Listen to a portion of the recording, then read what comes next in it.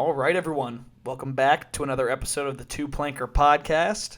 I'm your host, Ethan Schaefer, and today on the show, we're sticking with our roots and talking to one of the best kids coming out of Connecticut.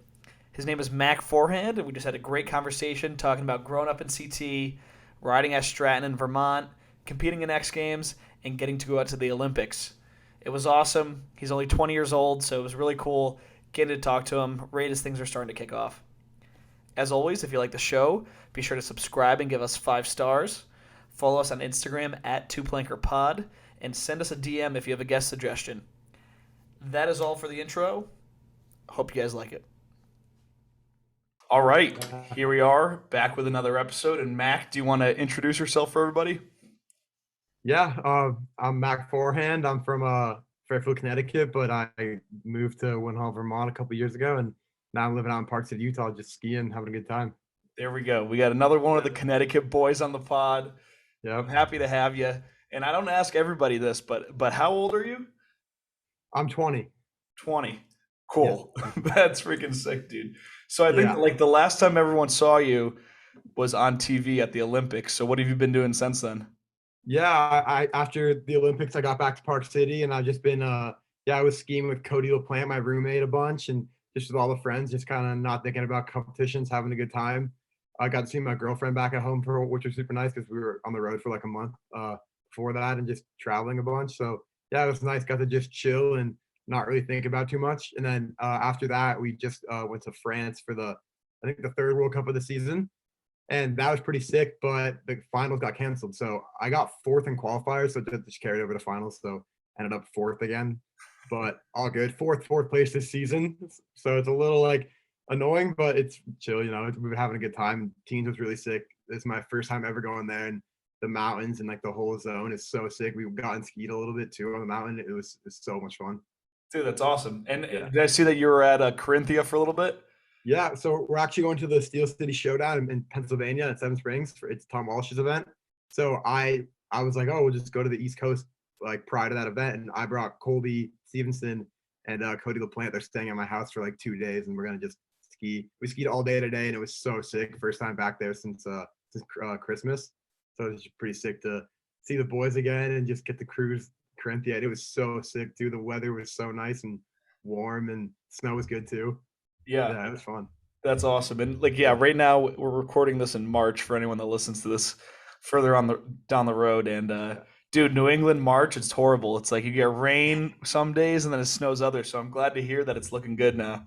Yeah, it was probably one of the worst snow seasons on the East Coast I've heard from everybody. And it's like I talked to the park crew today, and they were saying like how hard it's been for them, but it just snowed like 10 inches and that like all baked in, and then it was like 40 today and sunny and so nice. And I think tomorrow looks like 45, a little bit rainy, but like that's fine. I can deal with that in the East Coast. Yeah, Should be used to definitely. that by now. Definitely. Yeah, Yeah. so I mean, we were talking about this before the episode. This is your first podcast. Yep. So I think we're gonna do like the biography of Mac Forehand. So you want to start out like what it was like growing up in Connecticut and Fairfield? I mean, I know a little bit about Fairfield County, but let everybody else know. Yeah, so I actually grew up in Southport, Connecticut, which is this little town in between Westport and Fairfield. And yeah, I went to middle school there, and I didn't actually start. I actually finished middle school a little bit early, and yeah, it was nice. I had a really good friend group there, and I would go up to Vermont on the weekends. And obviously, I missed them when I was gone, but just got to go up to Vermont every Friday after school, ski Saturday, Sunday, and then leave either Monday morning or Sunday night and go back to Connecticut and just go to school all week and then do the same thing all over again. Yeah, and it was really fun actually. I think like one of my first memories from that is just like getting in the car after school. I think it was I went to Roger Ludlow Middle School in Fairfield, and we got in the car at like 3:30 and just sat in traffic for like 5 hours going through Hartford and stuff. But that's classic. And yeah, it was just super fun growing up. I was really humbled by my dad. We had a second house in Vermont, so we got to come up every weekend. And just I grew up skiing with my sister too. And yeah, I was originally a mogul skier, so I got into moguls through her. I raced prior to that, and she went to the freestyle team, and I was like, oh, I have to do that. Like it looks so fun. So I skied moguls for like 6 years and was fully into that. I was gonna go to Stratton Mountain School for moguls, like that was the plan in seventh grade. But I think in sixth grade I went to Mount Hood for a summer, and I skied park for a week and I skied moguls for a week. And I remember after the first week of park, I didn't want to go to ski mogul, so I just skipped the second week of mogul training and skied the park for another week. And that fall, I actually switched and fully skied park for my whole like 13-year-old year, and that was just so sick at Stratton too. Like I had a really good group of friends and a really good coach, Brian Knowles, and he's coached so many legends in the day. He coached Chris Logan and Parker White, Ben Smith, and all those guys are Vermont guys too. So yeah, it was just super sick growing up with Brian as a coach. Yeah, really fun. That's awesome. I've never heard of somebody going to Mount Hood for mogul training. That's pretty. Yeah, It's pretty no, they gnarly. actually have a huge mogul like thing there, but I think it's died over the past couple of years. It gets so hot, so it's pretty hard to maintain those courses. You just get like rutted out instantly. No, it was always really fun. I love skiing moguls. I still do. It's so like humbling to go back and do that for a couple times. That's But park awesome. is just so much more fun. Yeah. So Yeah. you and your sister are both big time skiers. So were your parents skiers?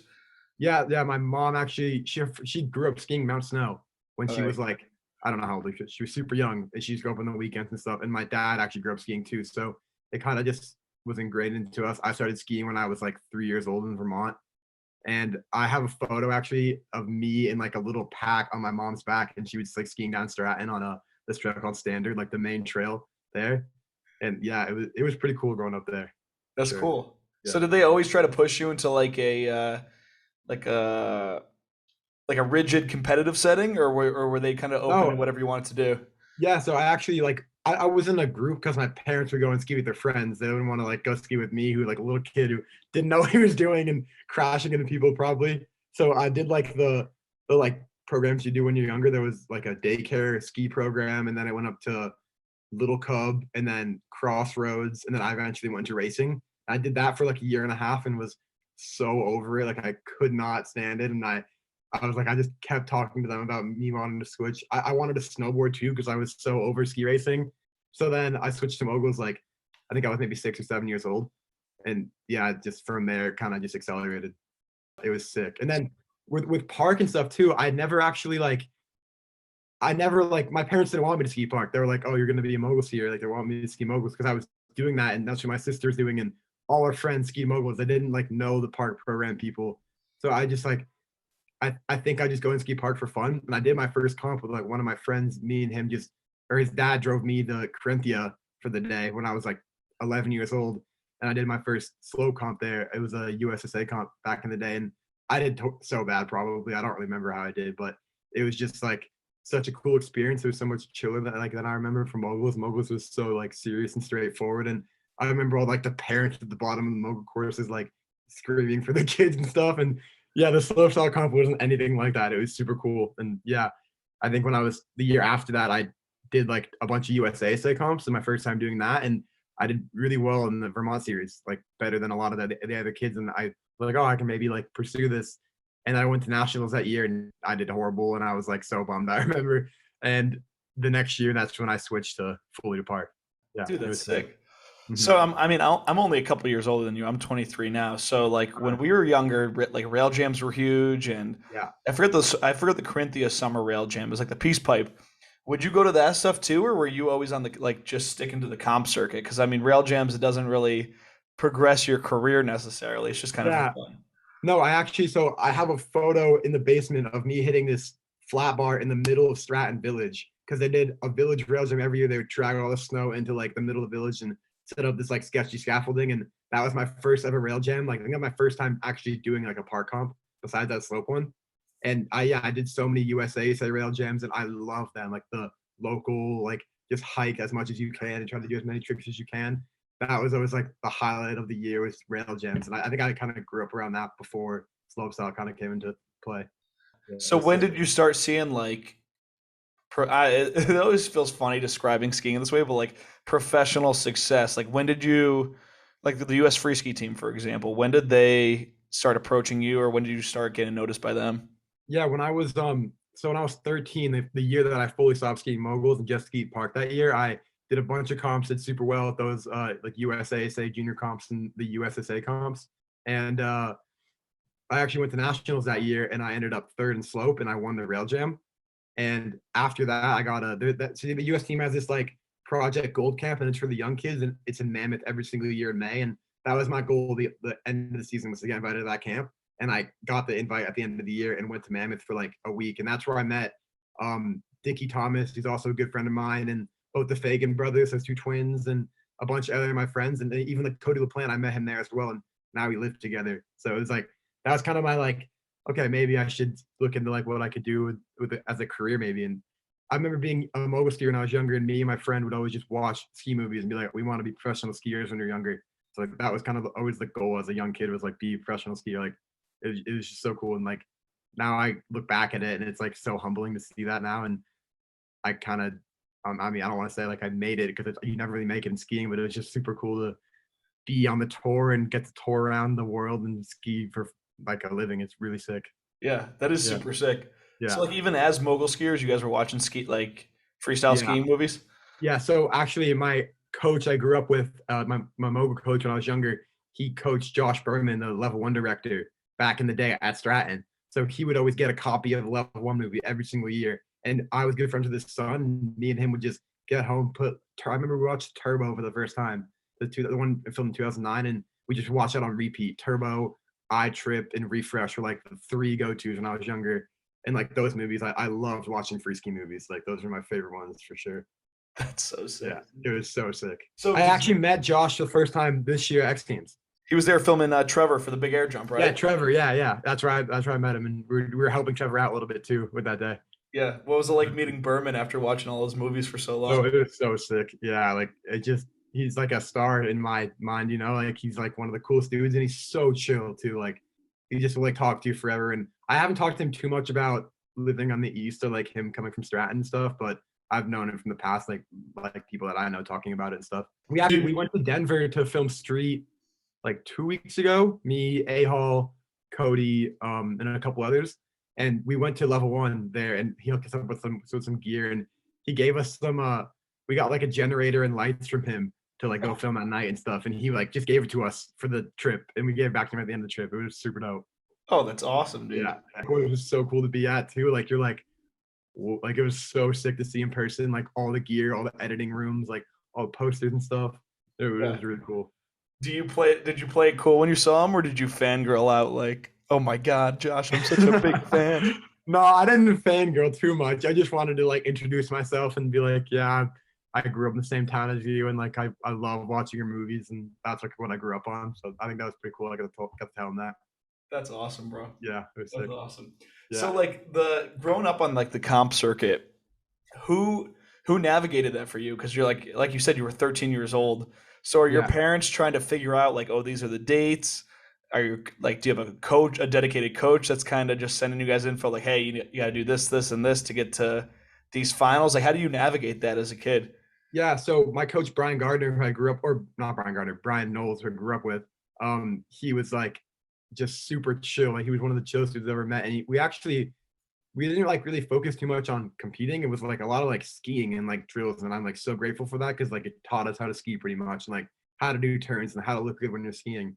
And you never like really navigated like us, like, oh, you have to do this to make finals, or do this to do well. It's always like just go out and like ski well and like make it look good, and you'll have a good time, and you'll see the results too. And obviously like we did have a schedule we had to follow, and we had comps every weekend. Usually like sometimes I go to Vermont on Thursdays and go to training days on Fridays in Vermont, and then have the comp on Saturday and Sunday, and then head out after the weekend. But it was a pretty chill when I was younger. I just remember skiing a bunch like at my home mountains, mostly Stratton. Brian coached me at Stratton, not Mount Snow, so I was kind of new to Mount Snow when I went to SMS when I was 14. But yeah, I just remember skiing Stratton with Brian and just being like, it was just so cool, because I remember he coached Parker, and we got to ski with Parker a couple times too when I was younger, and that was so cool too. I think first time actually in the group, we skied with Met the first day on Saturday, and then we skied with Parker on Sunday, and it was so sick. I didn't really know them because I was like 8 or 9 years old, but it was like my first time doing that stuff. But it was just so cool seeing those guys just shred the park and just like flow, and the crews are so cool. Yeah, dude, those are some pretty gnarly pros to get to ride with. Like, yeah, Met's urban parts are insane. Some of my favorites for sure. Yeah, that's sick, dude. Yeah. So 13 years old, you go out to Mammoth, have some success. So 14, you go full time at SMS, or do you still do a weekend program? Yeah, so when I was 14, I went to SMS. My sister went there her sophomore year from Moguls, and she finished senior year. So I went when I was in 8th grade, and it was actually her senior year. So it was like the first time we got to go to school together. It was pretty cool. Like got to hang out there and stuff in school, and she like kind of introduced me into SMS. So I kind of went into that school knowing a lot of kids because of her. So it kind of like just transferred really easily, and I didn't have a hard time making friends, and I just had a good group off the bat. I'm actually good friends with a lot of snowboarders that go there, so I got to like learn from them as well too, which was really sick. But the coach Jesse Malice there, and it was Tim Masuko, and then it was Keith Shipman, and now Liam Downey is the second coach there. It's Jesse and Liam, and it's so cool to see that too. With Liam being such a big name in the sport as well, learning teaching all the kids crazy stuff and how to be sleazy. Yeah, Really dude. cool. Yeah. That's wild. Yeah, it's Really it's cool. funny to see like where people end up after their careers kind of Yeah. like tone Yeah. down a little bit. And Downey was from Manchester, Vermont, so he's back here now after like being a pro skier for so long. And I love skiing with that dude. He's like a big friendly giant. He's like huge dude, and he looks so intimidating, but he's just like the chillest dude ever. And yeah, he's so cool. Skiing with him is a blast. That's awesome. So what's Yeah. the day-to-day like for a student there? Yeah, so we start today, and so there's a fall schedule and a spring schedule and a winter schedule. And in the winter, we go to the mountain in the morning at Krant. It opens at 9, and we ski from 9 to like 11:30, and then we drive back to SMS, go to lunch, and then go to school from 12:30 to 5. And then after that, we have like training from 5 to 6, and then we go home. So we usually going home in the dark every single day, and we have like fortunately at SMS we have that whole air awareness center. So there's trampolines and a skate park. So I just like would go after school. I'd go and tramp and skate, and just it was so much fun. I remember, and like I got to skate. Zeb Powell is from SMS as well, and we got to go and skate with Zeb, and he's just like a psycho on the trampoline and a skateboard. He just like skates bare feet all the time, and like we'll just go and watch him and like just go crazy in the awareness building. And yeah, it was really sick. Yeah. Is Yeah. everyone there with like ambitions to become, to like make it and become a pro skier? Or there's some kids that their parents are like, "Oh, you want to do this for fun? Go ahead. I don't care." Yeah, no, there definitely are. Like it's mostly racing. Like it's like 80% racers probably, or like 70% racers. So like that's majority of the school. And obviously not all those kids are gonna like they don't all want to become professional skiers. They're kind of just going because that's what they like did when they were younger. And obviously it's like a big investment to go to SMS. Like it's not cheap for sure. And I was fortunate enough where I could get like some financial backing to go to that school. And yeah, like it's most of those kids like don't they just kind of want to go to the SMS and graduate senior year and then go to like a really good school. And it looks really good on a college resume to go to like a ski academy and like be able to balance skiing and school and still have good grades and stuff. So a lot of the kids like will get into good like race programs at high schools like University of Utah or like other schools like that. Like a lot of kids, there's like a couple of kids from my grade that went to Dartmouth, and like one of the kids from the year before went to Harvard. So like it's pretty prestigious, I think, and it's one of the better like ski sports school in the country. And I think that's like was so attractive to my parents because they've always been super like they wanted me to be educated when I was younger and go to a good school and not just like fully do skiing. But yeah, no, it was really cool growing up in there, and like all those kids now I'm still friends with, and I get to see a couple of the racers actually are skiing really well now. And one of my friends Diego is on the Chilean team. He's super good at racing, and he's probably going to go pro in a couple of years. And Zeb too, who's like taken off ever since he left SMS. And it's such a good pathway for kids if they want to get out there and just ski and like learn and yeah, just progress and hopefully become professional one day. Yeah. Do you guys have Yeah. like a rival school up there? Not really. We had rival like so we had lacrosse teams. Like Okay. I played lacrosse freshman, sophomore, and junior year, and we had a couple rivals in that, but it was nothing crazy. Like we played KMS every year with the Killington Mountain School, like an hour away, and they were so bad, but we'd always beat them every single year, and that was kind of our rival, I would say. It wasn't rivals in like skiing; it was more in like other sports, like soccer and all the other stuff they had there. Yeah. Kind of like, but it's kind of nice though, because I kind of grew up around that in Connecticut. Like we'd go Oh, to yeah. like prep games when I was younger, Fairfield prep football games, and like go to lacrosse games and watch all that. So like it kind of like it kind of just like transferred really well with me, just like going and watching soccer games and lacrosse games and stuff. It like worked super well. Yeah. Were there any reservations about like leaving your friends from home? Because I know like it's you're choosing to like pursue a sport versus like hanging out with people that you grew up with. Yeah, no, it's definitely like sucks sometimes, and I don't get to see them too much anymore because they're all in school and I'm traveling so much. But I try to spend as much time in Connecticut as I can. But we actually haven't had a house there for the past like 4 or 5 years now, so I haven't really been there too much. But every time I go back, I like try to hang out with them, and it's like I still talk to them all the time. Like they're such good friends, and I grew up going to school with them, so I'm never gonna like just like ditch them like that. They're just my homies, you know, and I've kind of wanted to stay true to that and just like still talk to them and still keep connected with them. And I think this summer I'm going to try to go to Connecticut for like a couple weeks and just like hang out with the boys and see them again and kick it. And Yeah. I got hit up from them like a bunch this year because when I went to the Olympics, like my name was kind of brought up around Fairfield again. So I got like a bunch of kids that I haven't talked to in years that I went to school with that like I got to talk to over text, and it was really cool to see that. Dude, that's awesome. Yeah, I'm sure like everyone comes out of the woodwork because I mean, there's Yeah, not that many slots in the Olympic team, so like you're making up a yeah. good percentage of the people competing. Yeah, yeah, and like obviously my good close friends I still talk to and I have all the time, but there were definitely some like kids who are like I literally haven't seen in years that have been reaching out to me. It was cool too, and it was nice to talk to them for sure. Oh, totally, dude. They're just Yeah, yeah, super stoked on it. yeah. Yeah. They're so stoked on it, and I love to see that too. And I actually met a girl from Fairfield, who in at the Olympics. This Oh, really? speed skater girl, yeah, Kristen. I had no idea she was from Fairfield. She's like, "Oh, you're from Fairfield, right?" And I was like, "Yeah, you grew up there." She was like, "Oh yeah, I went to Ward." Like not too far from where I'm from. Dude, that's funny. Yeah, I Yeah, mean, it was pretty cool. I try to not make this the Connecticut podcast, but it's Yeah, like, dude, it's such a weird state. Like, it seems like the people from the state really do go far, and everyone kind of like ends up finding each other again. I don't know yeah. At what the it end of the is. day, you always find someone from Connecticut. It's like it's so weird. Yeah, yeah. That's And funny. like obviously, people watching this aren't gonna like know what Ward is, but they're like people from Fairfield County and be like, "Oh, I know where Ward is," or "I know where Ludlow is." Like I went there when I was younger. Yeah, dude, It's it's pretty funny. I cool. feel like Vermont has a similar vibe. Like obviously the states are very different, but like the community within Vermont, I feel like those kids are all very tight with each other too. Yeah, yeah. They're all homies, and all the guys here I've like been super close with. Whenever I come here, I get to see people that I haven't seen in a while, and they're like so stoked to see me, and I'm stoked to see them. It's just really cool. That's Yeah, sick.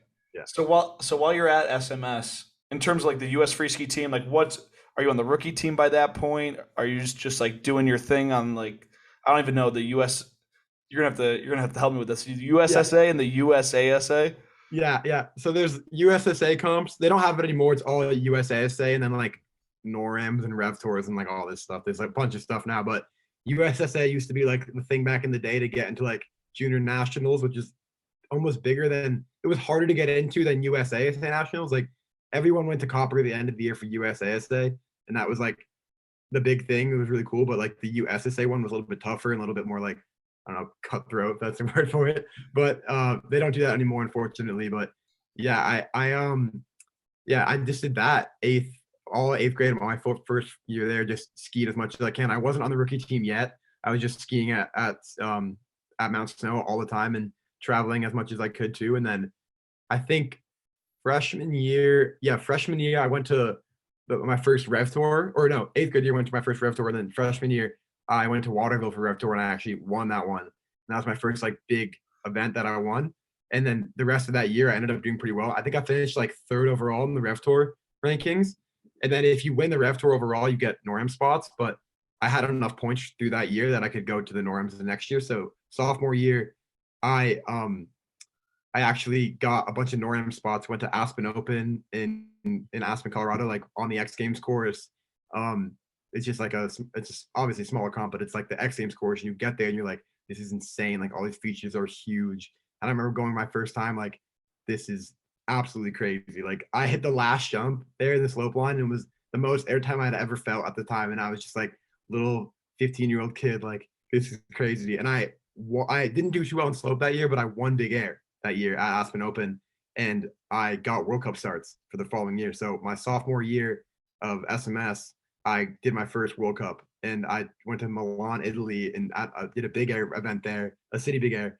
And I was just like so blown away. I got to ski with a bunch of my favorite pro skiers, and I was the only US guy there, so I didn't really know anybody because US didn't prioritize big air at the time. It was just like other countries and like some other random US kids. So I actually got to go to that.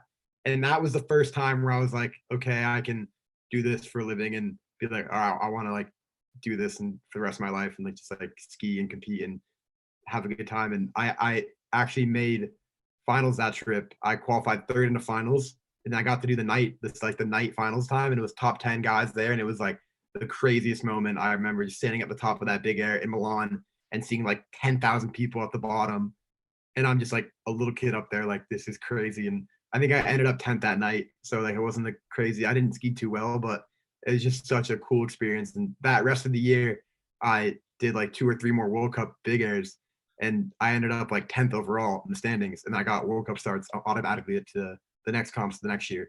So that kind of just carried on. And I remember with slopestyle as well, I did the whole NORAM tour, and I actually ended up winning the overall that year as well. So I got to get World Cup starts for slope the next year.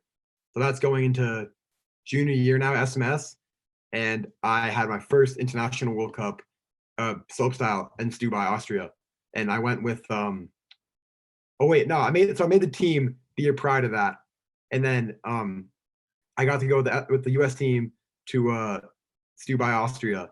It was my first international like slopestyle World Cup, and it was so crazy to be there with the whole team too, because that was my first comp with all the U.S. guys too, and like there's such a good group of guys. I was with Colby, Willie Borm, Nick Epper, like that whole crew, and I ended up second at that comp, and that was like the sickest thing ever to probably to my career day. Like 17 years old, got my first World Cup podium, and it was like so cool to be up there. I was on the podium with Henrik and Ferdy. I was just like looking around, like what just happened. Like it was so surreal to be there. Yeah, and it was it was a really fun course too. I had such a good time, and I still try to just have a good time, like competing and stuff. I think from there my career just kind of took off. That was kind of the start of it all.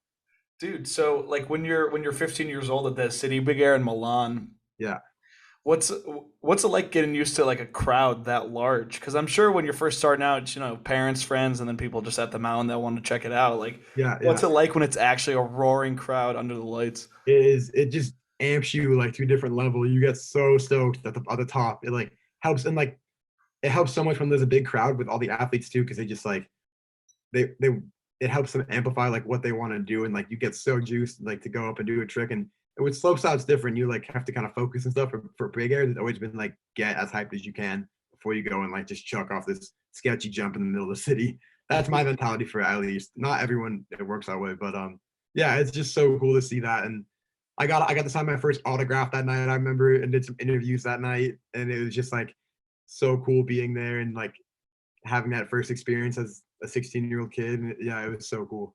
That's funny because that autograph probably means more to you than like the random Italian kid that got it. Yeah, I was some little Italian boy. I remember. I think it was it was so cool doing that my first time for sure. That's awesome. And so once Yeah. you're on the team, like, is it the same vibe as when you're at the academy, or are you like, damn, like these guys have the same mindset as me, same vision, all of that? Yeah, it's a little bit different of a mentality. Because my first year going into World Cups, I was like, all right, I'm not gonna set expectations. It's my first year doing this. Like, I gotta just like chill and have fun and not stress too hard. And I was also going to school. I was a sophomore, or I was a junior in high school, so I was like going to these big comps in Europe, coming back like doing some schoolwork. And I actually didn't finish school sophomore and junior year until August because I was so behind in school at the end of the year. But yeah, it's definitely like a little bit of a different mentality going into the bigger World Cups. Like I'm definitely more nervous, like more nervous than any other comp I've ever done. Just like sitting up there, like your heart's beating like crazy. You're feeling the nerves, like you just want to go down and get to the bottom and land your run as quick as you possibly can. And yeah, and that year I actually did. I got that second in Dubai, and then I had a fourth place at World Champs in Park City, and then I won Mammoth World Cup that year as well. And that was like one of the coolest things also that's happened to me. I like my run more when I got second, honestly. It was like kind of tough conditions in Mammoth. So like winning definitely was really, really sick. And I was on the podium with Kieran and Ferdy. So that was pretty cool as well. But yeah, my run didn't seem as like crazy as my other runs that I've done in the past, but I was just so stoked to get that first. And I was going into the last World Cup of the year first in the standings. I had a fifth, a first, and a second. So I was overall like for the globe, which is the crystal globe at the end of the year, it's like all your World Cup points combined. And I was going first into the last comp of the year. Like this is insane. Like I would have never expected that to happen. So going into that comp, I was definitely stressed, and I try not to stay stressed and like just kind of try to loosen up and have a good time. And I after I made finals at comp in Simplana, and after that, I went into finals the next day, and the next morning, my coach comes up to me and goes like, "Congrats, dude! Like you won the globe. Like you didn't have to. Like, I didn't compete. I didn't compete yet. Like I just the kids that were competing against me didn't make finals, so I won the globe before the comp started, and I was just like a big weight off my shoulders, and I just went out and had such a good time. And I didn't ski that well. I got like 11th that comp, but after that, it was just like so fun at the top of the mountain. Like it was sunny and hot, and they had the podium ceremony, and then my parents were there. It was so cool. Like definitely one of the most surreal moments I've ever had for sure.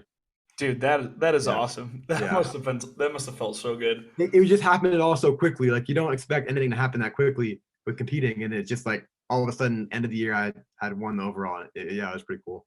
Dude, what's always funny is like when you guys are like you like you said, you won the competition, but you won the globe before you even had to compete.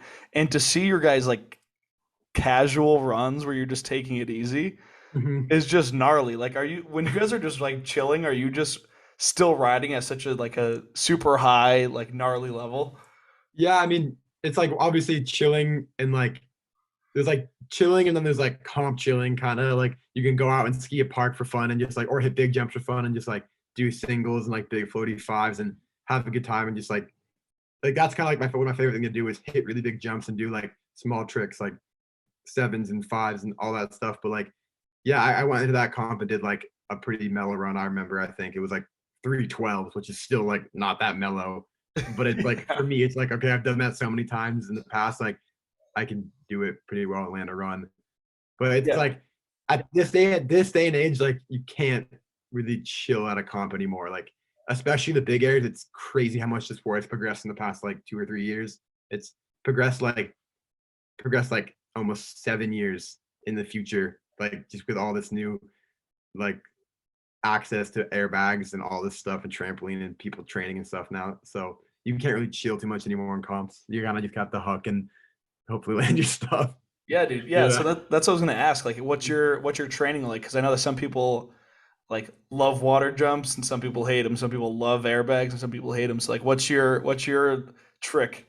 Yeah, I have like two different sides of that for sure. Like I grew up on water ramps, like as a mogul skier, so I just like learned backflips and stuff and cork steps and water ramps and like did that. And then I did some like flat bag camps for sure. Like I did all these camps when I was younger, and obviously like on a flat airbag or on a water ramps, like you can't learn too much. Those jumps aren't that big. Like, you can obviously learn the basics like doubles, double tens, and like maybe hitting it switch a couple times and doing some big switch tricks, but like they're not doing dub 18s on water ramps. You get bodied if you land on your side and on water. It doesn't feel very good. So after these new like progression bags came in, landing bags, like the jumps were huge and the bags were like so soft and you could land any way you wanted to and be completely fine. And that just like amplified the sport like crazy. And they had one in Park City the first couple of years, so I just hit that a bunch and like I learned a bunch of tricks in it for sure. But I now that I look at it, I like try not to do too much stuff on those bags and try to like kind of keep to myself and keep skiing and like learn them on snow. And obviously it's harder when you're doing 18s and 19s now. Like you kind of like it's kind of scary to do it just on snow. So it does help to do it on bag. But it would kind of be nice if the bag never was created, in my opinion. I think it'd be cool to just like people could just ski and learn tricks still and not have to like do crazy 18s and 19s. I think people would still do it, but I don't think it'd be like to this craziness now. Yeah, it wouldn't be like Yeah. to like it wouldn't be the same level of progression that's going on right now. Instead of like everybody doing 1800s in a comp, it's like it'd be like two people maybe now. Yeah, just whoever's Yeah. gnarly, like Or gnarly enough to whoever's try it gnarly on enough. snow. Yeah. But because of the airbag, like I remember this year in Steamboat, there was like 20 different 1800s. It Yeah, was not different ones, but like 20 people doing 1800s. And it was just like so crazy to see that for the first time. dude, definitely. Was there like Yeah. a when you were first learning all these tricks? Was there some sort of did you have like any trick that was like a mental barrier that once you were able to break through that barrier, you were able like doing like a big spin to switch or something like I don't even know what it would be, but did you have something that was really hanging you up? Yeah, I think right spins, like unnatural spins for sure. Okay. Like I struggled with that when I was younger. Like doing unnatural sevens, I was never really good at them. And like I did so many right double tens into a bag, like into the flat bag, not the steep one. It's like a sketchy flat bag in Waterville. And I was like, I don't know, maybe like 15 or 16. So I did so many of those on the bag and like progressed them and got a lot better at them over the years. And now like a right 7 or right 9 is one of my favorite tricks. And it's like you just do so many of them, you just figure it out how to do it easier, and it gets like way more fun after you like learn how to do it nice and it feels like comfortable. Yeah, so like at a certain point, you're doing a really big gnarly trick. It's just as fun as doing something casual in the park for you, you know? Yeah, yeah, to an extent. It's more like the feeling of landing that trick. And like, or like when you're in the air, you're like grabbing and you're like doing this like spin, you're just like, what is going on right now? Kind of. That is like it's more like landing your stuff. And like that's kind of what comes with competition skiing. I think that's why it's so addictive to so many people. It's like the feeling you get after landing a run is unbeatable compared to Yeah. anything like even learning a trick, like if you learn a big trick on snow, the feeling's crazy, but landing a comp run is like it's such a cool feeling at the bottom, being like I just did that and bossed up and like figured out what I wanted to do and did what I wanted to do. Yeah, that's Yeah, sick. I mean, I don't want me to jump like too far ahead in the timeline. I was watching some of your highlights just before this of the big air from this X Games. yeah, yeah. And so like what are you thinking when your first drop for big air where you're like so close to getting it, but you just like kind of you're a little bit too backseat and you kind of just wash out. Are you super bummed or are you stoked because you're like, oh, I'm like right there. I could definitely do this. Yeah, I mean that first switch dub 18 I did in X Games, like I didn't actually do any of the tricks. Like none of us really do those tricks in practice because we have such a short amount of time to practice. Kind of just like do the setups. So I did like a couple setups, I just some switch 16s. Like I did like one, I think. And it like the last one I did in training was so good. One of the best ones I've ever done. So I went into the first drop like, all right, I can do this easy. And I just like had a little bit not enough time. So the next run I went up, it just went a little bit faster. And I did the same exact thing, but just went bigger, and like it worked out perfectly, and I stomped it. Yeah. So it doesn't get you like super down. You're just like whatever, on to the No, next one. you kind of brush it off, and especially at X Games when you have it's like a different format. It's you get like 6 jumps. You're like a little bit less stressed because you don't have to just like a World Cup. You get 2 jumps for qualifying and 3 for finals, and you have to do one trick in qualies and two different tricks out of the 3 jumps in finals, and it's like so stressful, and you're like just kind of so stressed, like just like scared at the top. Like I just want to land your stuff. Yeah. But X Games was like super relaxed this year for sure. Like I was one of the most fun comps I've ever had, easily. Like I didn't even feel like I was competing. I was just going out and skiing with my friends, and that's like my mentality for that comp. And it was so sick. Yeah, Dude, it was a really great vibe. I mean, we were talking about yeah, like I saw you there and it was hmm just awesome. The crowd was way smaller, like way smaller. It was only just at the base, nothing on the pipes. yeah, But yeah, it was like kind of a cool, like intimate vibe almost. yeah. And it was small, but it was still like it was a ton of people there. Whenever I go on the sled and drive like through that crowd of people, it was like so cool seeing everyone there. And I got to see a bunch of people that I knew too, and yeah, it was really cool to see that. That's awesome. It was So fun. when was your first X Games?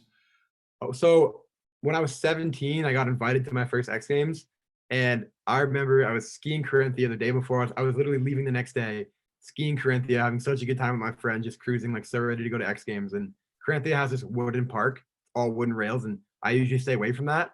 But I was just like skiing it that day for some reason, and I was going into this flat wooden rail switch, went switch lip on, and instantly caught my edge and just slammed so hard and like hit my head really gnarly. And I was like, oh, I'm for sure concussed. And I went to the bottom and was like feeling fine. And then all of a sudden, my shoulder just started to kill. And I was like, oh no, like this can't be happening right now. And I ended up breaking my scapula. I had a micro fracture in my scapula and I couldn't go. So that really sucked. And took like 2 or 3 weeks off of skiing. And then I went and competed after that. But then the year after, when I was 18, I also got invited back there. And then I went to that Atlanta Big Air, the one in the city Big Air there. And I was like skiing so well the whole event, made finals. Like it was such a fun comp. First practice run of finals before finals started, I blew my knee. I couldn't go to X Games that year as well. And I had to take the full year off of skiing. I tore my ACL and meniscus and had to take the full year off, which sucked for sure. One of the worst injuries I've ever had. But Yeah. yeah. Was this year your first one where you got to compete? Yeah, this is my first X Games that I got to compete because I did one year I didn't get invited because it was because of COVID and stuff. They kind of limited Yeah. it. So yeah, this year I was actually an alternate for Big Air and I got in for slopestyle and then I got into Big Air last second. Yeah. And then you medaled in big air. Yeah, You got medal in Big Air, second, got right? fourth in slope. Dude, Yeah, awesome. second in Big Air, fourth in slope. It was sick. Yeah, I did not expect to go there and get those 2 results at all. I was gonna just go and ski, but Yeah. In the It was back of your mind, were you worried that like another thing would pop up that would prevent you from going? prior to that, I was skiing Park City and I was being so careful, like so careful. I was like, I cannot get hurt right now. Like I gotta ski. And I was gonna just go and like cruise the day before I left, but I was like, oh, I should like do some tricks. So I did some like doubles and like was so careful of what I was doing. And at the end of the day, I got in my car and was just like had like a big sigh of relief, like, oh, I'm going to X Games tomorrow. Like I'm not hurt. I'm good. Yeah, dude, Yeah, that's awesome. And yeah. like X Games is a great one because I'm like you were saying with your friends from you're like friends from back in the day. They hit you up out of nowhere. Like X Games is one of those ones where everyone kind of has the name recognition, Yeah, so for people sure. get stoked on that. Yeah, I mean, X Games is almost bigger. I mean, for like skiing, like free skiing, X Games is bigger than the Olympics easily. Like it's like Easily, the yeah, Super Bowl for sure. It's so sick. Like that, I love that event. I hope I get to go next year. yeah. Mhm. That's awesome. And It's sick. like, so this is what I've wondered from your guys' end, because I don't know, you're more plugged in, so maybe you have a different view of it. I've always found that it's hard to follow what you guys are doing unless you're posting on social media. Like what I was saying before, the leagues, whatever you would want to call them, like it's hard to follow skiing. Like, do you feel Mhm. like that prevents people from getting super interested in what's going on? Yeah, I mean, X Games, it's super easy to watch. It's on YouTube or on ESPN, and like everyone can watch that event. Like some random person can go on their TV one day and be like, "Oh, X Games is on. I'm gonna watch it." Like it's pretty Yeah. cool. Like you could People, literally accidentally discover it. yeah, exactly. But Yeah. with World Cups and stuff, they're usually in Europe, and the time difference is off, and they're super hard to watch.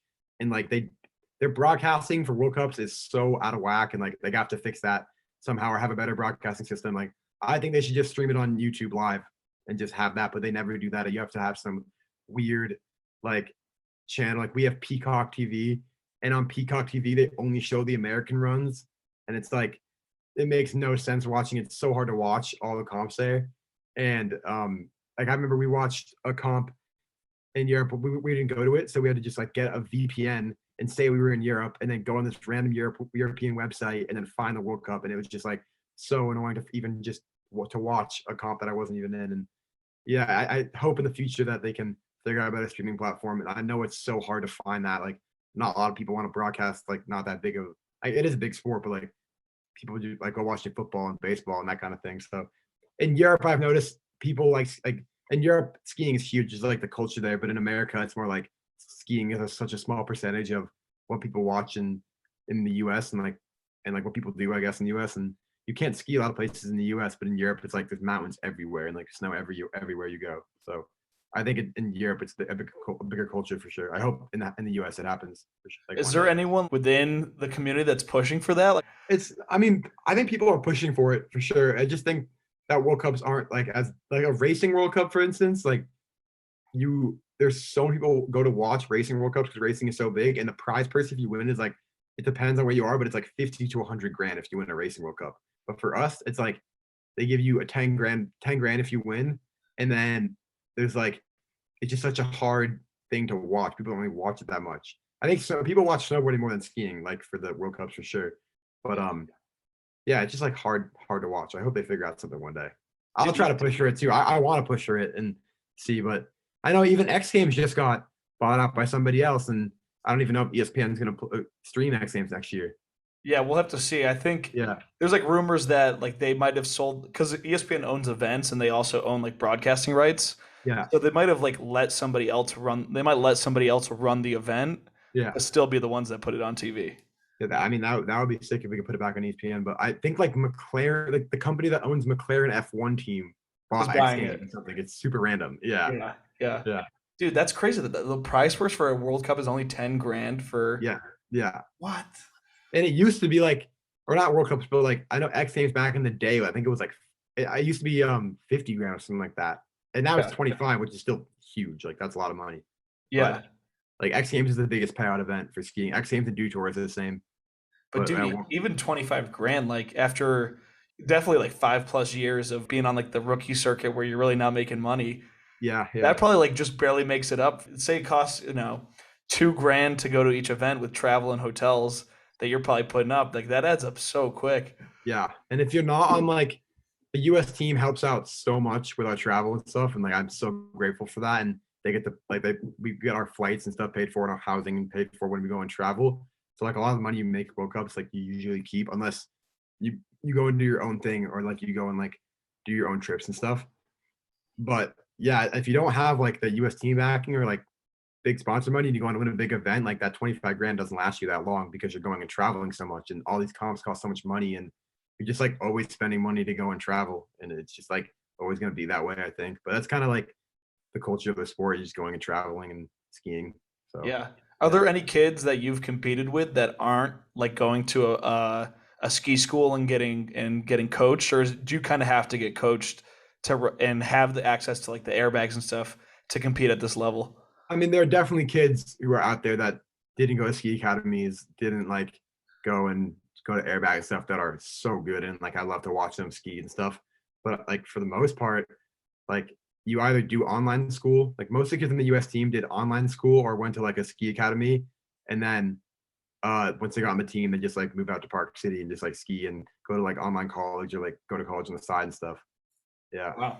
But it's kind of rare nowadays to see that, unfortunately. Like Yeah. back in the day, it was like you just go out and like ski as much as you can, and then you get recognized and you get invited to all these big events, and you like film a part and you ski. And nowadays, you like only person I really know that like fully skis, like park and also competes and then also films street is like Alex.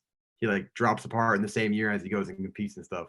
I don't do that anymore, and I obviously want to do that, and I just like haven't yet. I don't know why, and I want to. I'm trying to get into the streets next year a little bit. I did my first urban trip like pretty recently, but I want to try to like hopefully bring that back. And like I know a lot of kids are trying to do that as well, and I think it's starting to become a thing again, where like you film a part and you also ski in the air, and that's so cool to see that. Well, dude, it prevents you from getting just labeled as a comp jock, you know? Like you got to do Exactly. something Yeah. for the culture. Exactly. And I'm fortunate enough to be sponsored by Faction, and Faction goes and films for these movies every year. So I got to go and like film with them and like go to Europe and like do all these shoots with them. And that was so cool. And like, I love the filming part of it. It's so fun. You just like try to get a trick and you know, if this, you're all worried about is that trick on that feature at like that moment. And you're not like worried about going and down a comp run and trying to land your run.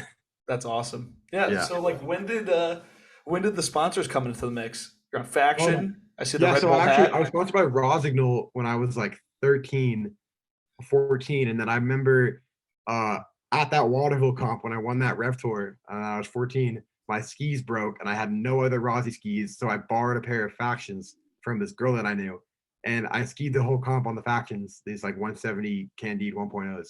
And then after that comp, I immediately called them, or I emailed them, and then I got like a pro deal that year, and then the year after that, I kind of just fully signed with them and got a contract and yeah, and the sponsors started to come after that. I think Faction was my first like big sponsor though. They're a sick brand too. Like they're not like a corporate sponsor. Like it's a skiers company owned by skiers, and they're all living. It's based in Verbier in Switzerland. So like they all just love skiing so much, and it's such a small group there, and the whole team is really cool too. And it's sick to see them pushing the girls side of skiing as well. That whole edit they made recently with the whole girls part in the Faction movie was so insane. Like they're pushing the sport like crazy right now. They do a really good job of like utilizing their team to push their product. Yeah, their team is huge too, and it's so diverse. Yeah. It's such a diverse team, like probably the most diverse ski team in the sport, I think. Yeah. So what was your first like cash sponsorship apart from because sponsorship is such a broad word. Like a lot of kids, the peak of it is just getting Yeah, free gear. So when did the money actually start flowing? I think it was Faction back in, I want to say I was 17. That year that I won the Globe was the year that I started getting money from Faction. I think it was the Oh, end of that year because so we with skiing, a lot of us have agents. So like I got an agent pretty early on, and he helped me. His name's Mike Svenningson. He's the man. He's like a really good friend of mine now, and we got to know him over a couple of years, and he just has helped me so much with my career. And like it's crazy to see like how what an agent can do for you, and especially like if you're doing well, it helps for sure. And like it just that whole year like honestly worked perfectly with I got an agent, did really well, and then I got on Red Bull that year after, and yeah, that year I kind of saw it start to flow in a little bit. It's been helping out a lot. It's like how I pretty much afford this and can do this and be a professional skier, I guess. dude, it's so funny because Yeah. like you guys are the homies, and it's like you almost sometimes you forget that you're athletes So of course you have like I didn't even think that. Of course you have an agent. You know, like you're Yeah, gonna yeah. have It's like a yeah sports agent kind of, yeah. yeah. So like the agency that I'm with, they like it's called Wasserman Agency, and they sponsor like football players and stuff too. But they have an action sports division, so they have like skiing, snowboarding, like mountain biking, and like our biking's a category, and skateboarding and stuff. Yeah, it's really cool. They help out a lot. Honestly, I feel like maybe it's so different because like the street side of things is different. Like, street skiers and like dudes that only make film parts, Mhm. they kind of need agents too. Like if you guys were trying to navigate the business side on your own, Yeah, what yeah. the hell would be going on? It's hard. It's for sure. But I definitely know people that don't have agents and are free agents and are completely fine. Like they can just manage themselves really well. But I'm so all over the place. Like I would be so bad at that. And I'm so bad at negotiating. Like maybe in the future I could get better at it and maybe go like free one day, but I don't see it happening anytime soon. Like right No, now that's I'm sick. perfectly happy with my scenario right now. And yeah, and it's nice having an agent who's like so close to you and such a homie. Like he's just such a nice dude and yeah, our relationship works out really well. So but yeah, it's sick. Yeah, that's awesome that you have someone like in your corner just completely looking out for you. Yeah, yeah, it's sick. That's awesome, dude. So, uh, Olympics, bro. What Yeah. the hell? That's crazy. Olympics, man. Crazy that we have Olympics and free skiing now. Yeah. So Yeah. by the time X Games came around, you already knew that you were in the Olympics. How did you get the news that you were going? Yeah. So the year that I got hurt, they froze all my points, my FIS points. You can like freeze your points for a year if you're injured.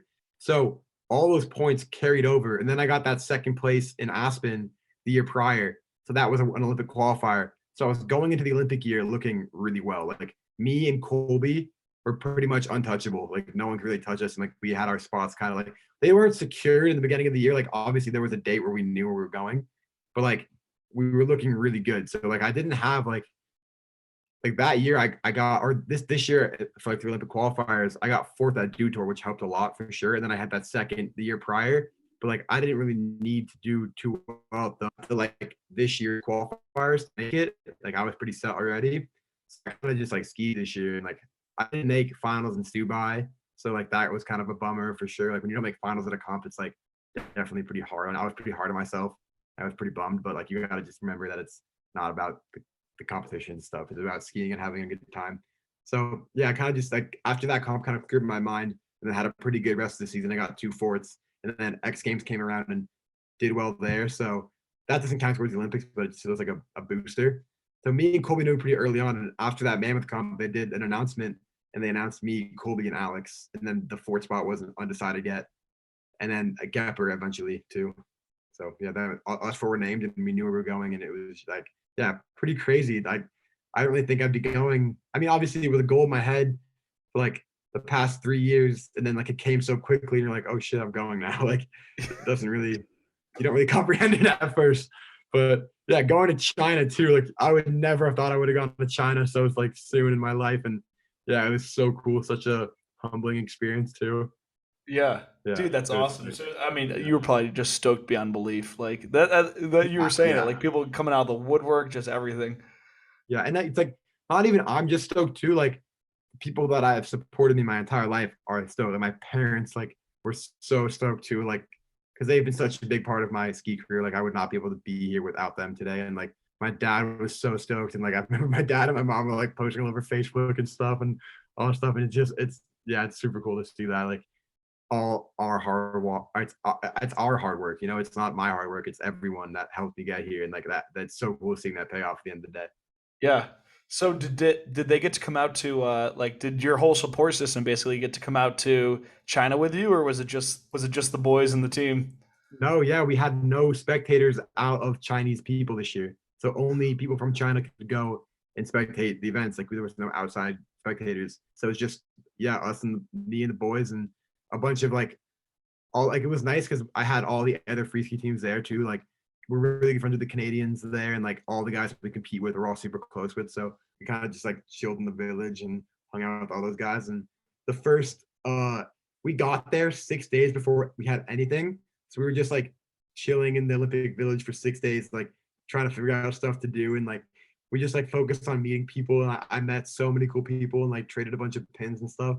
I got like 30 or 40 pins from different countries. I wanted to It was ask you pretty about that. sick.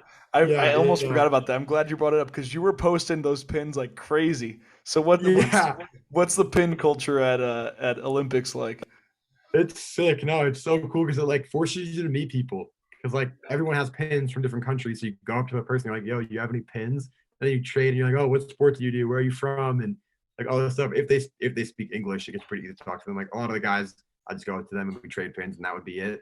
But like I met so many cool people like just from trading pins. And I think that's like the whole point of like the pin culture there is like meeting people. And that's like the whole like, kind of like the coolest thing about the Olympics. Like so many we don't get to see these sports ever. Like we're just like free skiers and snowboarders. Like that's really it. So I got to meet like speed skaters and hockey players and all this stuff. Yeah, it was really sick.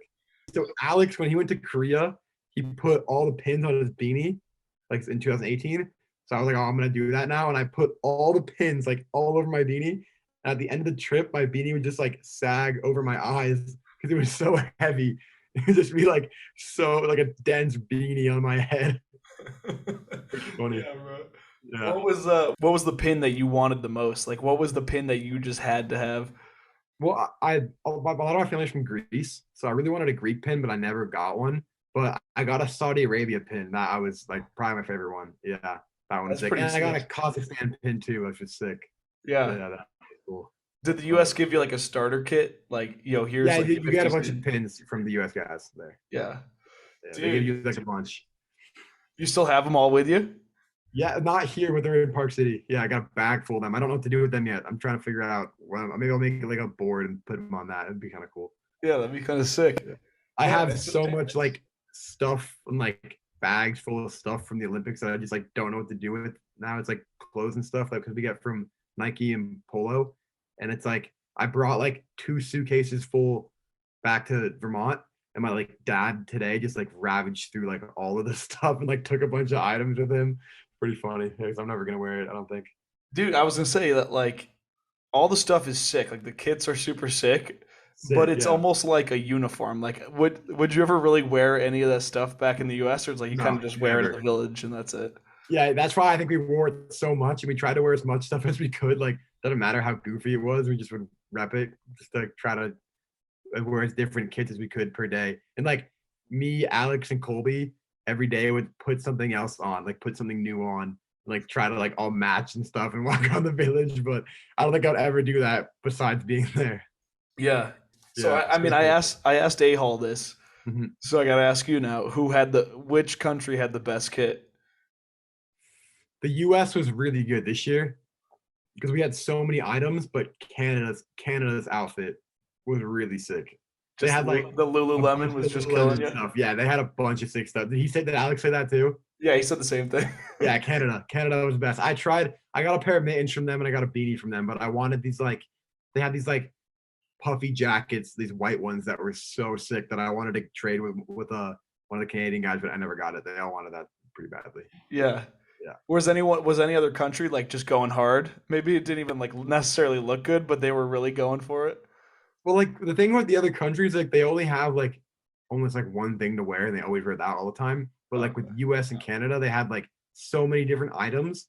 So we were like, I think we started a trend for like the U.S. guys in the Beijing village because we put on a bunch of like different kits every day, like random stuff that people wouldn't wear. Like we were like putting our stuff on inside out and like trying to make it as like bold as possible. And like people started noticing, and then the next day we noticed like there's like a U.S. headquarters there. We'd go in and like people were wearing the same thing that we wore prior the day before. And we're like, oh, we're starting something here. Yeah, it was pretty sick. That's Yeah. funny, bro. Yeah. Was there any other team within the U.S. that you guys were like really getting along with? I don't know. You guys were like We kicking it with the hockey actually, players. yeah. So funny you say with the hockey players. We were going to opening ceremonies that day, or I sat next to a bunch of girl hockey players in the planes, so I got to talk to them a bunch about hockey and stuff. And my mom's side of the family is a big hockey family, so like I know quite a lot about it. So I just got to talk to them about hockey the whole time. And I was actually, Trevor Zegers is. I don't believe so. He's a hockey player on the Anaheim Ducks, and Okay. he's my cousin, and he we were in the village all getting on these buses to go to the like opening ceremony, and this kid comes up to me, he's like this big ass hockey player. He's like, "Yo, you look so much like Trevor Zegras." I'm like, "Oh yeah, well he's my cousin," and they're like, wait, what? Like you look identical to him. So I got like that's how like it all started, and I got super along with them really well. And we like sat next to them during the girls' hockey games and stuff too, and just like talked about free skiing and hockey. And they came to our big air event and watched that too. And yeah, they were all pretty sick. And I think that and the speed skaters as well, we were like pretty close with as well. Pretty It's speed awesome. skating. I had never seen it before, and we went to a short track speed skating event, and it was so sick. Like that sport is crazy. They all like they're just racing around this tiny little rink, and they're always getting like bodied into the barriers and like crashing into each other, and it's so hectic. And yeah, it's so fun to watch. It's so different from what we do. Was it like were the stadiums and like the venues were they empty or did the Chinese come out like No, big they came big out, time? but it was like kind of limited. I think it was mostly like families of the Chinese athletes there.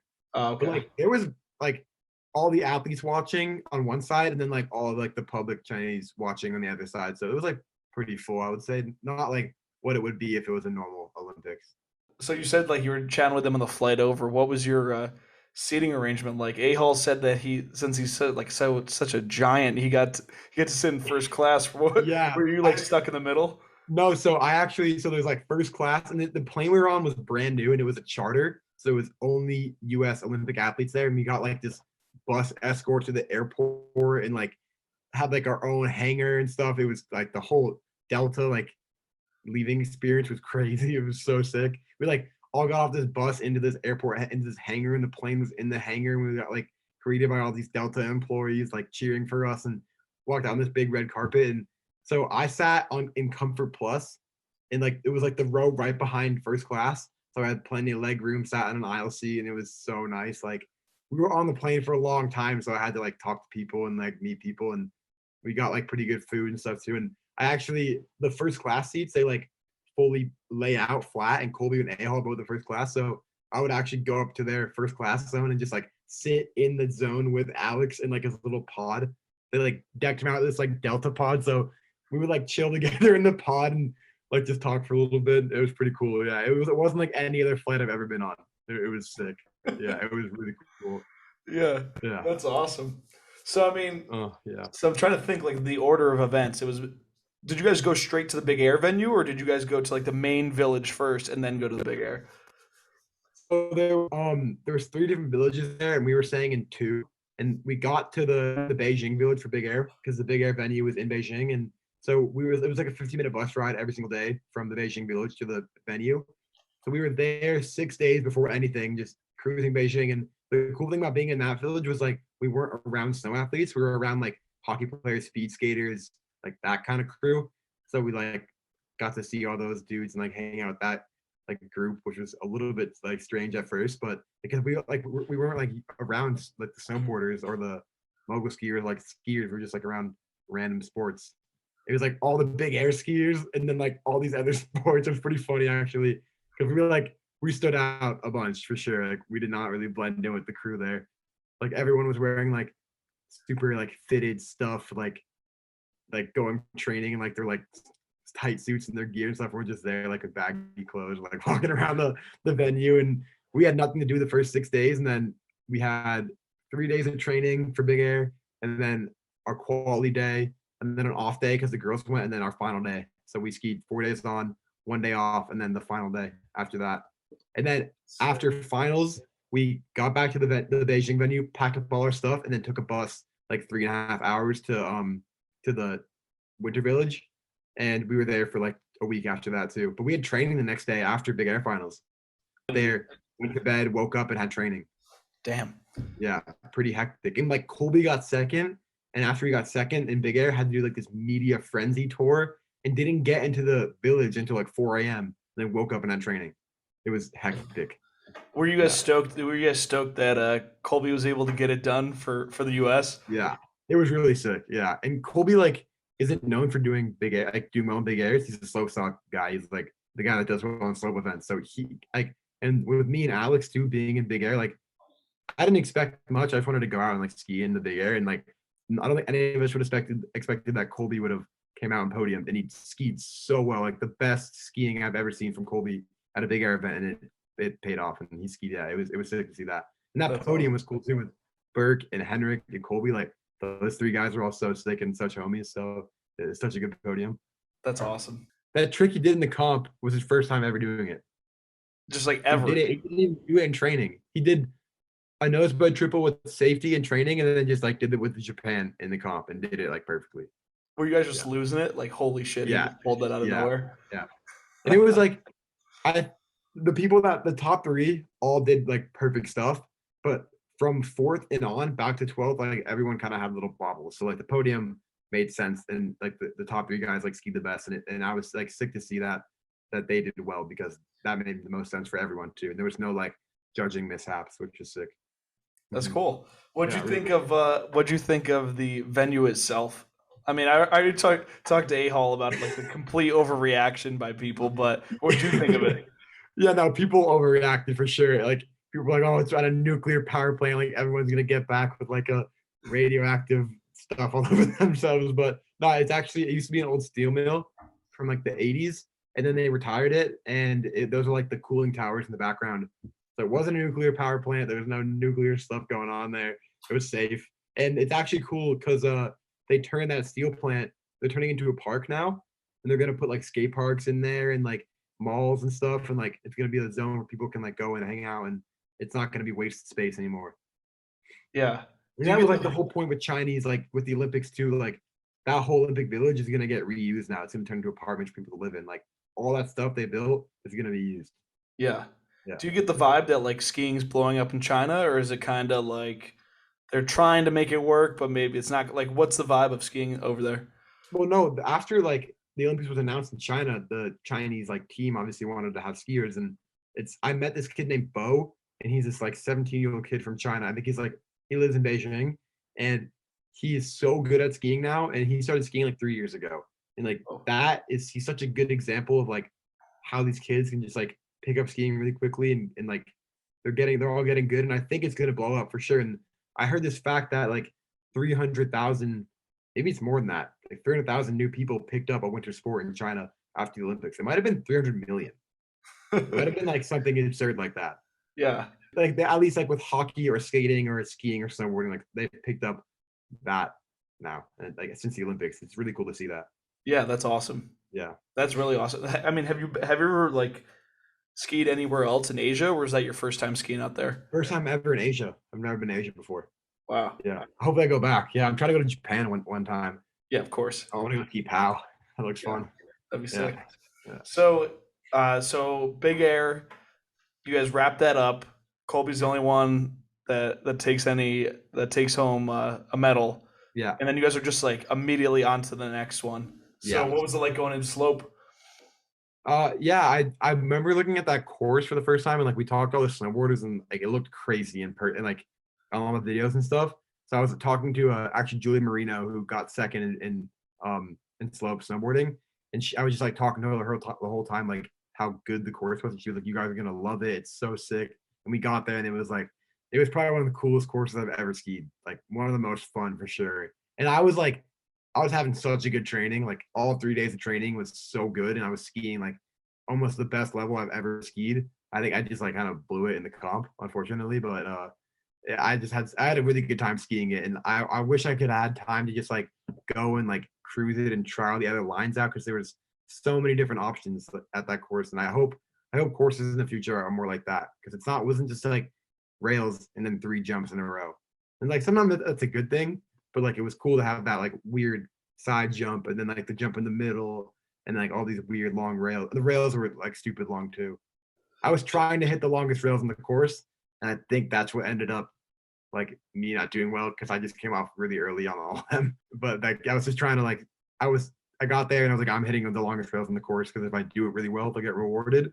But if I don't do well, I'm gonna get like a really bad score. That's what ended up happening. Did it even bother you that you ended up not on the podium, or is it like it's kind of tricky? It's tough to get on the It's podium at the Olympics. It's you like know you it's got to go tricky through a because lot. yeah, I mean I don't think it's like people take it like too much more seriously than like a World Cup or other like or like X Games and stuff. Like X Games, everyone takes just as seriously as the Olympics. And yeah, you want to do well all the events, and then you're not just like I didn't have any expectations because still young. And it's my first Olympics, like I wanted to just go and like have a good time. And it does suck. It's only every 4 years. It's like you kind of have to just wait 4 years now until the next thing. But the Olympics isn't everything in skiing, like there's so much other stuff going on for skiing. So like I wasn't really too bummed. I definitely was like, oh, I wish I could have made finals. If I made finals, I would have been stoked. Like I would have been like, oh, like I don't really care how I do now. I want to just make finals and get in. But yeah, it definitely was a little bit of a bummer Yeah. not coming home with a medal. Like was seeing Nick and Al and Colby all getting medals. Like definitely sucked, but I got time. I'm only 20. I got more years to come. Yeah, So you're the young gun. Like not too Ahal worried. didn't take Yeah, Ahal didn't get one at his first Olympics either. exactly. Yeah, and I talked to him actually about that after the whole thing. He was like, yeah, like in Korea, like it was such a like the vibe. He said the vibe in Korea was like a little bit weirder than China, I think. And he just said like he didn't really have like he said China was definitely a little bit more of a fun event for sure. Yeah, Yeah. that's wild. I mean, dude, the Olympics is crazy because like you said, it's only every 4 years. So the Yeah. storylines are funny. It's like, oh, Mac is like this young kid. He's 20, and then like, oh, now he's he's in his mid 20s. He's 24. It's like, 24. Yeah. yeah. Then it's like, oh, he's 28. He might be done. He might be done soon. Like that's crazy. Yeah. And it's like it is kind of a bummer now because like that's like kind of how your career is going to be like space now almost like for competitive skiing. It's like the next 4 years I'm going to be like going to hopefully X Games and doing well in World Cups, and then the Olympics all of a sudden it's this big thing that everyone cares about now, and then it's like, oh, 4 more years of just like World Cups and X Games and stuff, and then another Olympics comes up. So it was cool to see Nick too. Like that was Nick's third Olympics, and that was his third medal.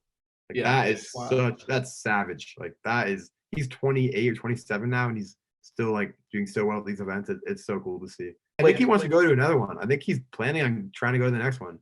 Oh, that'd be crazy. 30, he'll be 31, I think. Yeah. Yeah. Like amongst the group, is he like the older, like wiser guy? Like, are you guys just all a bunch of like young idiots compared to him?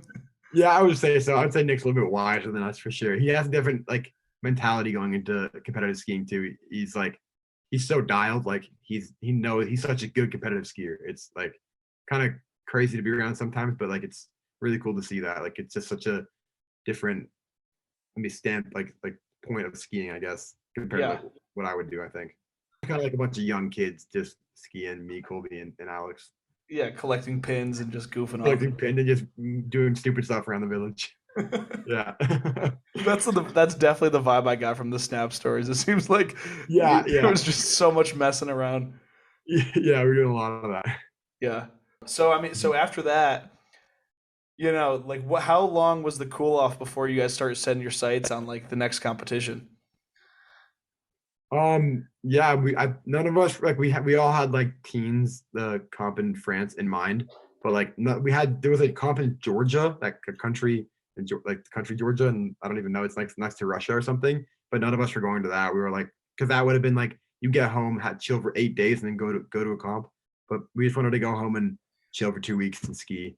Not had any, and like that urban trip we did was like it was like so random. We just like I got a call from Alex one day. It was like, yo, me and Hunter are going to Denver. Like, you should come and hit some street with us. So like me and Cody LaPlante, Cody Ray all went out to Denver and stayed there for like 6 days and just like skied street. And that was so cool. Like not just skiing a park, like not having any mindset on skiing park, just like going and like building a feature for like a homie or like trying to get a shot. And it was sick. It was my first time ever hitting urban, and I loved it. Like I can't wait to go do it again. Yeah. Was it Yeah, gnarlier than you expected? yeah, for sure. Like falling on stairs is not fun. I mean, like when you watch it, when you watch a clip of someone landing in like a movie, you're like, oh, like that was sick. But like you don't realize like how many slams you take. Like I didn't have any gnarly slams. I didn't have any like bad ones, but I definitely fell on like the stairs a couple times. I had my first big battle with the rail that I didn't win, but I hiked this rail for like 2.5 hours, like 70 plus tries, didn't get it. But I'm going back there and getting that rail. Yeah. But So it made you appreciate like those street guys more? Yeah. Oh yeah. Big time. And I ever since like I moved to Utah, I think I started like looking a lot more into like street skiing, and like because I know so many homies that go out and just like film street movies now, and it's like getting so big again too. It's like having a fully street movie, and like that's what I want to like hopefully do in the future, like film street, do backcountry even if I can, compete, like do it all. That's like what skiing's all about for sure. That's awesome, bro. Yeah, it's sick. Yeah. So I mean, I think we're up to current day. I think. Did we already talk about how you did in France?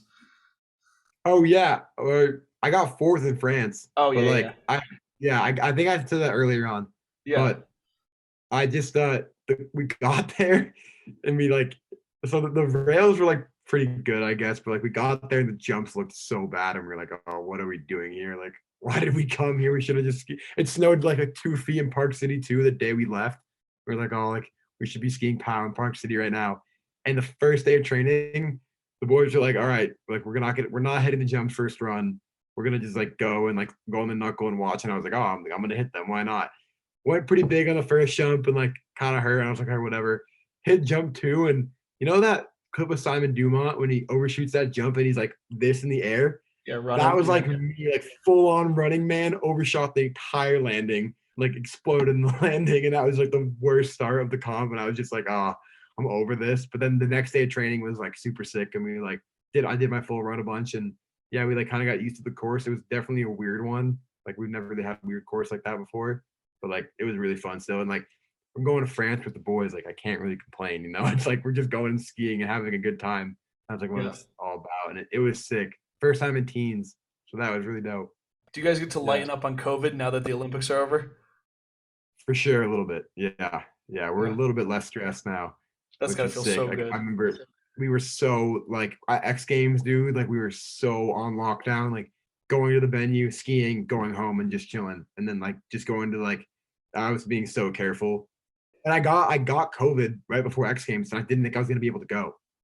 I Oh, was I had COVID 6 days prior to leaving, but they just had changed like the rules where you could quarantine for 5 days. So I did 5 days in my room, just quarantined, and then I tested negative and was good.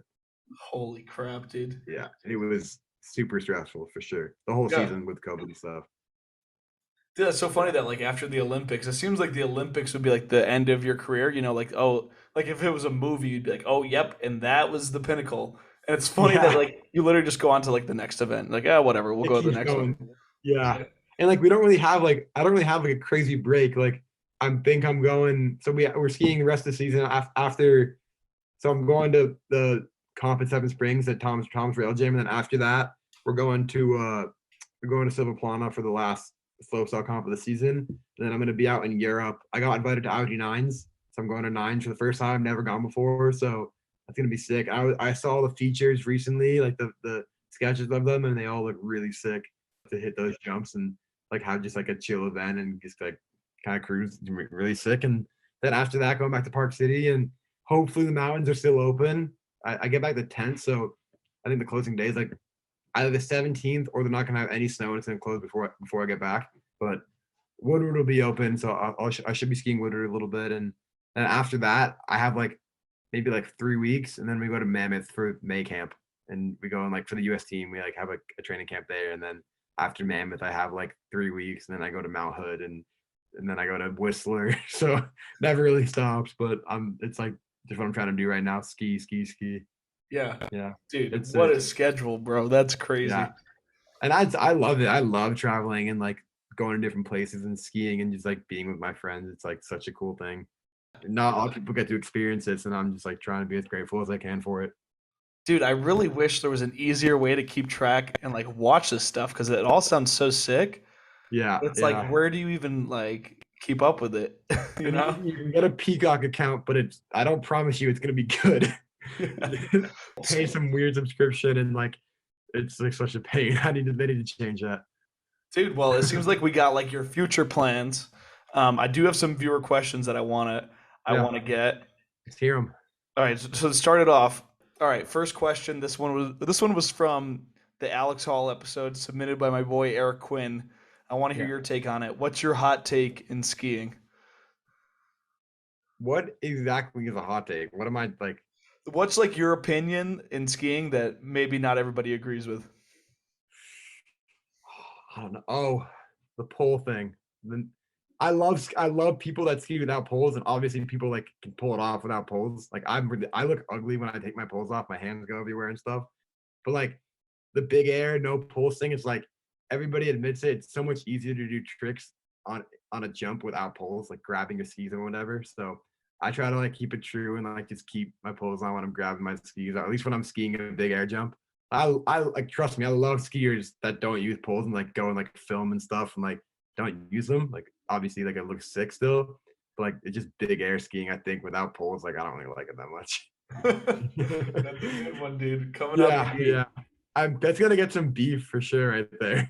But it's fine. Everyone can have their own opinions in this sport. Yeah. All Yeah, right. All right. That yeah, was a good one. yeah. So, all right. Now on to the ones that were submitted just for you. Let's see. So Rolf asks, he has two questions. What's your favorite rail trick? Yep. And Uh, yeah, go ahead. You know what? Yeah, let's do that one first. yeah, yeah. Favorite rail trick. I like it. I mean, a two press two is so simple, but it's such a fun trick. Like I love two press two. I love switch twos too. Switch tails two and two press two. I think those two. Sick. Yeah. And well, actually, I have another question. Do you have a favorite type of rail? You know, Favorite type of rail? like a lot of people like always like, oh, what's your favorite trick? But do you have like a preferred rail? Are you like a, I like a down like. flat I down guy, love big like. tubes? I love flat downs, like flat, like skinny bar flat downs. Like those are sick. Like a nice like a pretty long flat to like a long ass down rail. Like that's really fun. But also, uh, big down tubes, like big long down tubes are so fun. Corinthia has this rail they have. It's called a Mamba. It's just like it's an old lift tower, and it's like the sick. Whenever I come here, I'm like I'm going to that rail. We actually hiked it for like an hour and a half today after skiing. It's like Yeah, this long tube. It's you can do so many different tricks on it. It's so sick. I think I saw a clip of that actually. That's pretty Yeah, sick. yeah. Probably on my story. I posted one from earlier. Yeah, Yeah. cool. And then Rolf did another callback to the A Hall episode. He asked if you did you like the Olympic eggs because A Hall was very grossed out by them. Eggs sucked. They were so bad. Like they were flavorless. They didn't taste like anything. We had to like mod them. We were making like bacon, egg, and cheeses with like gross kind of slimy bacon and like cheese that wasn't melted on like cutting croissants in half, like little tiny croissants in half. And yeah, it was they weren't very good. We had to like spice them up for sure. Yeah, that's But funny. All right, so they're yeah. yeah, I actually Colby had these like shrimp and scrambled eggs one morning. They looked awful. He said they were so gross. Some random combo. that's funny. All right, next one. Yeah. I don't even know what this one means. It's from underscore Floster. He says, "Is Lardezi Jesus?" You know what that means? Lydesi? Yeah, I don't know. I don't know what that I means. actually don't know Lydet. It's Lydesi. He's this kid Like, that goes to SMS now. I yeah. don't know him too well. I've only met him a couple times, but he's pretty steezy with it for sure. All Yeah, right. I've seen him ski. He's pretty nice with it. Yeah, new SMS kid too, like the young and up and coming kids too. It's sick. There we go. Shout out the youngsters. All right, Aaron. Yep. Shout out Lydesi. Aaron Zinovich. How many times a day do you play shred sauce? You a big shred sauce guy? I used to be. I used to be huge into it, and I would always like this sounds kind of weird, but like people would always make like comp courses, and I would like try to do my run on the course, like before the comp or like after the comp, like try to do my runs and stuff. But no, I used to love shred sauce, but I haven't played it a lot. It's my like computer's kind of buggy, so like I always like does some random stuff when I'm playing, so I don't play too much anymore. I'm gonna play after this podcast probably actually. Why not? I haven't played in a long time. Dude, you should do your get the Olympic run down, bro. You just run it back. I've tried. It's hard. Like I'm worse at that game now, but I used to play it all the time. I grew up on that. Yeah, that's funny. Yeah, All right, shout out Malcolm from Shred Sauce for creating that game. all right. Jackson underscore Espy. Who is the best park in New England? Corinthia. That's an easy one. Yeah, got it. Corinthia also, I've never been to Loon, but Loon looks really sick. And Big Boulder used to be pretty sick, but like Corinthia's like, come on. It's like such a good park. Have you ridden Can't really go wrong there. Woodward at Killington? I haven't actually, no, I never have, but I heard the park last year was sick. I haven't seen too much this year, but I heard it's pretty fun. Yeah, I love it at Killington, Yeah. but it's kind of a haul from Connecticut. I gotta go at some point. Yeah, Yeah, it's far. It's like 4.5 hour drive. yeah. All right, last one. Connor Newman. What was more surreal, X Games or Olympics? X Games, sure. Ah. I mean, like the Olympic experience was so cool, and it's like I'm never gonna like, it's like can't really be unbeatable, but like X Games like was so sick. It was a dream come true. Like I've always wanted to like when I was younger, you don't watch the Olympics because it wasn't in our sport wasn't in it. We watched X Games, like that was a dream of mine. And like you get to watch all like the night big airs like on YouTube when I was younger, and like being in that now, it was like so sick, and it's so much better than I could have ever hoped for. Like it was so sick. That's awesome. Yeah, I'm sure X Well, Games. that's all the questions I got. Dude, thanks for coming on. This was it was awesome to get to talk to you and connect with like another CT guy. You want to leave Yeah, everybody yeah. off with anything? Yeah, thank you guys for tuning in on this podcast. First one, so hopefully it didn't go too badly. Hopefully you can understand me better. But yeah, thank you guys. It was really sick.